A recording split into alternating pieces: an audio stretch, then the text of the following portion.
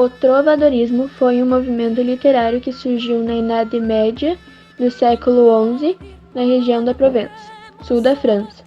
Ele se espalhou por toda a Europa e teve seu declínio no século XVI, quando começou o humanismo.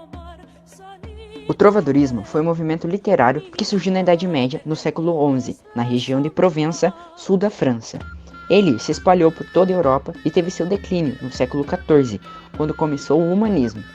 Neste contexto, o teocentrismo, Deus no centro do mundo, foi sua principal característica. Sendo assim, o homem ocupava um lugar secundário e estava à mercê dos valores cristãos. Desta maneira, a Igreja medieval era a instituição social mais importante e a maior representante da fé cristã. Ela que ditava os valores e, assim, agia diretamente no comportamento e no pensamento do homem. Na Península Ibérica, o centro irradiador do trovadorismo foi na região que compreende o norte de Portugal e a Galiza. Assim, a Catedral de Santiago de Compostela, centro de peregrinação religiosa desde o século XI, atraía multidões. Ali, as cantigas trovadorescas eram cantadas em galego-português, língua falada na região. Os trovadores provenciais eram considerados os melhores da época, e seu estilo foi imitado em toda parte. O trovadorismo português teve seu ápice nos séculos XII e XIII, entrando em declínio no século XIV. O ano de 1189 é considerado um marco inicial da literatura portuguesa. Essa é a data provável da primeira composição literária, conhecida como Cantiga da Ribeirinha. Ela foi escrita pelo trovador Paio Soares de Taveiroz e dedicada a Dona Maria Paz Ribeiro.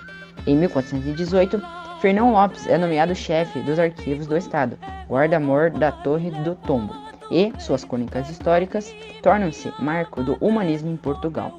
Já em 1527, o escritor Sá de Miranda introduz as ideias do classicismo em Portugal, inaugurando um novo estilo literário. Também conhecido como Ricardo Coração de Leão, por sua grande reputação como guerreiro e líder militar, foi o rei da Inglaterra de 6 de julho de 1189 até 6 de abril de 1199. Aos seus 16 anos, Ricardo comandou seu próprio exército, acabando com rebeliões contra seu próprio pai, em Poitou. Ele foi principal comandante cristão durante a Terceira Cruzada, liderando a campanha depois da saída de Felipe II de França, conseguindo consideráveis vitórias contra Saladino, o líder muçulmano, mesmo não tendo conseguido conquistar Jerusalém. Afonso Sanches de Portugal foi um nobre trovador, filho bastardo e pretendente ao trono português. Foi senhor de Serva de Albuquerque, na Extremadura espanhola, senhor do castelo, onde mais tarde Inês de Castro viveu vários anos. Ele e sua esposa Teresa Martins. A fundação do convento de Santa Clara, de Vila do Conde, onde ambos estão sepultados. Em 1722 foi aberto o processo de beatificação desse casal, na altura onde o frade Francisco Fernando de Soledade escreveu um livro intitulado Memória de Infartos. O rei Dom Dinis, que nasceu em 1261 e morreu em 1325, foi rei de Portugal e do Algarve, e um grande incentivador que prestigiou a produção poética em sua corte. Foi ele próprio um dos mais talentosos trovadores medievais, com a produção de 140 cantigas líricas e satíricas aproximadamente. Entre 1320 e 1324, houve uma guerra civil que opôs o rei ao futuro Afonso IV. Esse julgava que o pai pretendia dar o trono a Afonso Sanches. Nesta guerra, o rei contou com pouco apoio popular, pois nos últimos anos de reinado deu grandes privilégios aos nobres. O infante contou com o apoio dos conselhos, e apesar do motivo da revolta, esta guerra foi no fundo um conflito entre grandes e pequenos. Após a sua morte em 1325, foi sucedido pelo seu filho legítimo, Afonso IV de Portugal, apesar da posição de seu favorito, filho natural, Afonso Sanches. João Zorro foi um jogral português que exerceu sua atividade artística em Portugal. As suas obras encontravam-se transcritas no hipotético Livro das Cantigas, hoje perdido, mas que terá sido transcrito, chamados Cancioneiros da Biblioteca Nacional e Cancioneiros da Vaticana. São sobretudo as cantigas de amigo, 10 ao todo, e apenas uma cantiga de amor. A notação musical das suas cantigas não sobreviveu. Paio Soares Taveiroz foi um trovador da primeira metade do século XII, de origem da pequena nobreza galega. Foi um autor da célebre Cantiga de Garvaia, durante muito tempo considerada a primeira obra poética em língua galaico-portuguesa. É uma cantiga de amor, plena de ironia, e por isso atualmente considerada por diversos autores como uma cantiga satírica. mesmo perdendo seu estatuto de mais antiga cantiga conhecida em favor de uma outra, do trovador João Soares de Paiva. Continua, no entanto, a desafiar a imaginação dos críticos, ainda em desacordo quanto ao seu real sentido, e nomeadamente no que se diz respeito à personagem a quem é dirigida, uma filha de Dom Pai Muniz, por muito tempo identificada como Maria Paz Ribeiro, a célebre Ribeirinha, amante do rei português Dom Sancho I. A constatação da existência na época de várias personalidades chamadas Pai Muniz, ou Paio Muniz, bem como a origem galega de Paio Soares, parece, no entanto, contrariar essa hipótese, hoje muito discutível. Pai Gomes Charim, ou Paio Gomes Charim, foi um trovador e almirante galego nascido em Pontevedra. Descendente de uma família ilustre, viveu no século XIII e foi nomeado almirante do mar por Afonso X de Leão e Castelo. Foi mais tarde destituído do cargo, como ele próprio confessou, num serventeiro que incomparava o caráter inconstante do monarca na instabilidade do mar. A sua experiência marítima reflete nas interessantes barcarolas que escreveu. Amigo de Sancho IV de Leão e Castela, contou sempre com a intervenção do filho e sucessor do monarca a seu favor. A sua obra consta de 28 poesias, 19 cantigas de amor, 6 cantigas de amigo, um serventez, uma cantiga de escárnio contra o trovador Afonso Lopes de Baião e uma canção, escrita provavelmente de parceria com o próprio rei Afonso X. Na sua poesia, nota-se uma propensão para a melancolia e para a escolha de temas sentimentais, e a sua linguagem, mesmo nas canções, não ultrapassa os limites do decoro, mas também não perde seu teor mordaz. Envolveu-se em conspirações que tiveram lugar à morte de Sancho IV, e foi assassinado em razão de causas políticas, sendo sepultado no convento franciscano de Pontevedra. Martim Codax foi um jogral galego. Pouco se conhece acerca de sua biografia, começar pela sua origem. Acredita-se que seja oriundo do sul de Galiza, de Vigo, uma vez que, em seus poemas, há numerosas referências a essa cidade, ou da ilha de São Simão, em Redondela. Suas composições são consideradas das mais importantes da lírica trovadoresca galego-portuguesa. Embora o corpo literário a ele atribuído se limite a 7 cantigas de amigo que figuram em 2 dos 3 cancioneiros da lírica galego-portuguesa, o Cancioneiro da Vaticana e o Cancioneiro da Biblioteca Nacional, e ainda no pergaminho Windel, onde figura o seu nome como autor das composições. A descoberta desse pergaminho foi casual, em 1914. O bibliógrafo Pedro Windel, em princípios do século XX, encontrou em sua biblioteca servindo de folha de guarda a um volume do De Officiis, de Cícero. Os poemas de Martim Codax que figuram no pergaminho não têm título, sendo citados pelo seu primeiro verso. São os seguintes: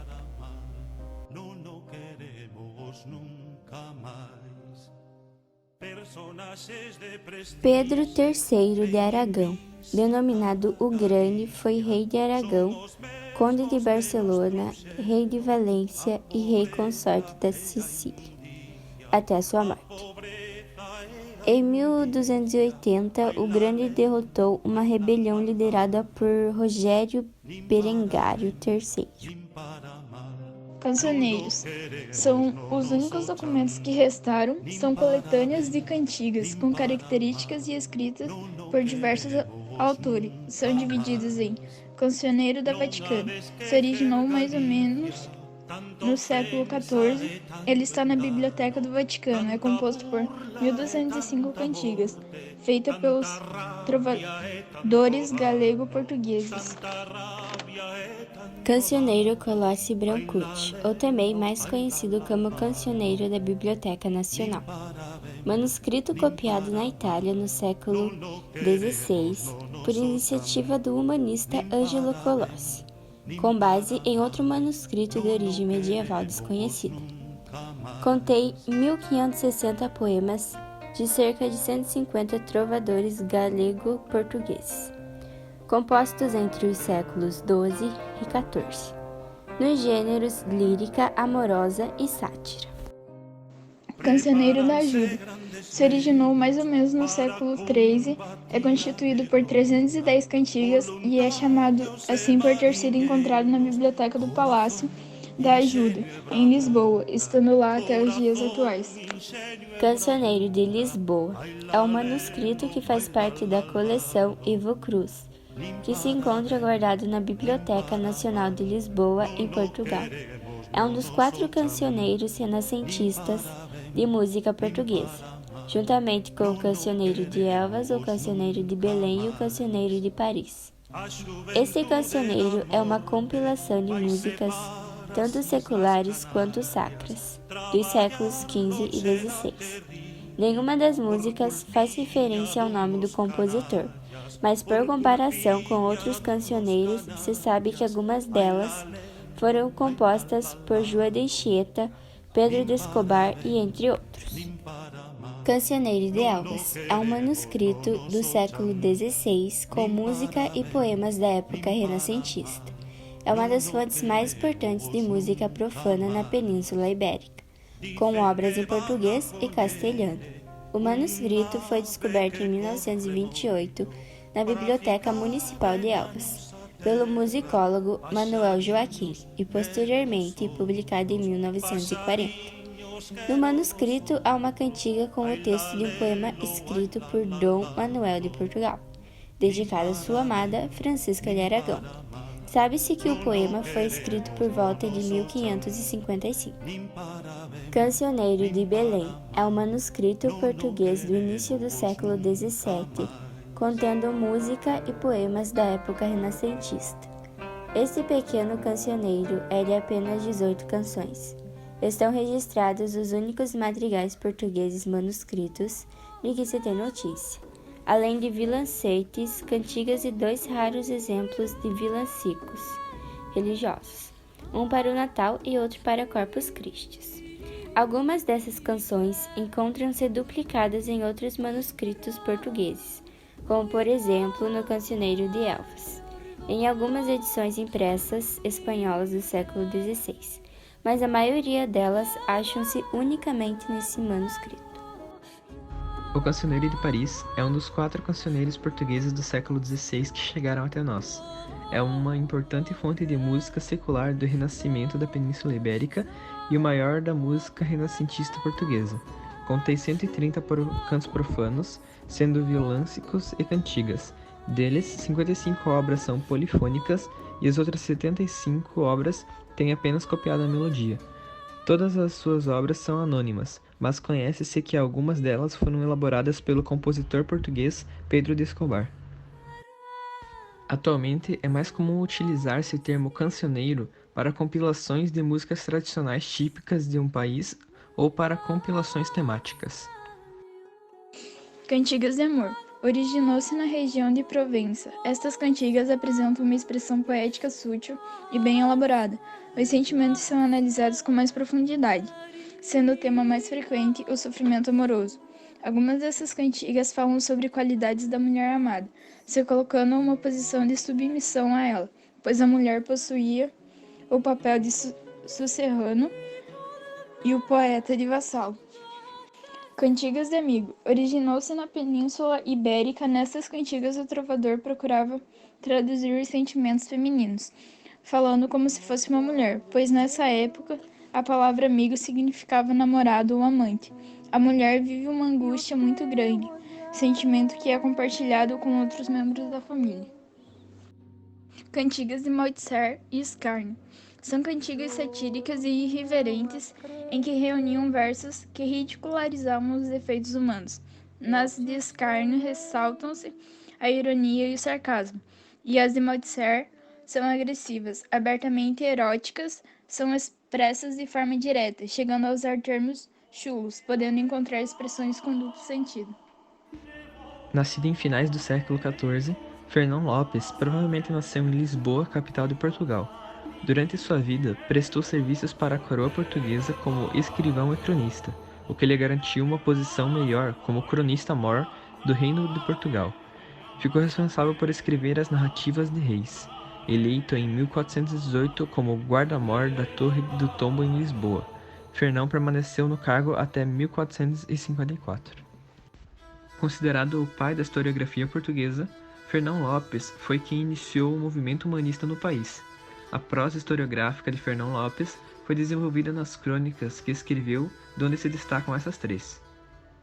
Nelas, ele retrata a vida dos principais reis de Portugal, unindo a literatura com a história, relatando com uma visão imparcial os fatos, uma vez que o intuito principal era registrar os acontecimentos históricos e marcantes da história de Portugal.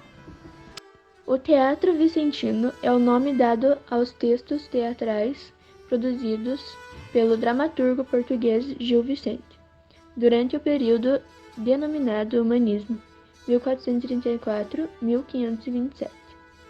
O Teatro Vicentino tem início em 1502, quando ele apresentou sua peça O Monólogo do Vaqueiro, também chamado de Auto da Visitação. Posto maior que a parte de suas peças possuem teor satírico. Vale lembrar uma das mais celebres frases do dramaturgo: rindo se castigam os costumes. Lembre-se que o humanismo determina uma fase de transição entre o trovadorismo e o classicismo, ou seja, é o momento que marca o fim da Idade Média e o início da Idade Moderna. Gil Vicente é considerado o primeiro grande dramaturgo português, além de poeta de renome, enquanto o homem de teatro parece ter também desempenhado as tarefas de músico, ator e encenador. É considerado o pai do teatro português, o mesmo do teatro ibérico, já que também escreveu em castelhano, partilhando a paternidade da dramaturgia espanhola com Juan del Encina. Características do Teatro Vicentino: retrato da sociedade portuguesa, teatro de costumes, crítica social, obra de caráter universal, influência do antropocentrismo, contexto do Renascimento e presença de temas de cultura popular.